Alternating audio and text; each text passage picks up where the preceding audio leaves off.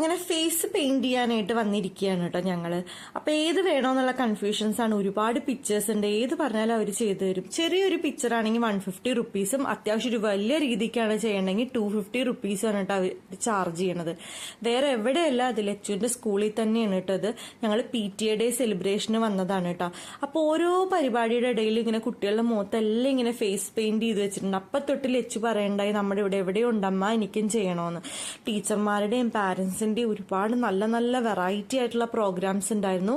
അതിന്റെ ഇടയ്ക്ക് വേഗം ഒരു ബ്രേക്ക് എടുത്ത് ഞങ്ങൾ വന്നിരുന്നു കേട്ടോ. ഇത് തന്നെ ക്യൂ നിന്നിട്ടാണ് കേട്ടോ നമ്മളിരുന്ന്. അത്രയും തിരക്കാണ് കേട്ടോ ഇവിടെ. എല്ലാ കുട്ടികളും വന്ന് ചെയ്തുകൊണ്ടിരിക്കുകയാണ്.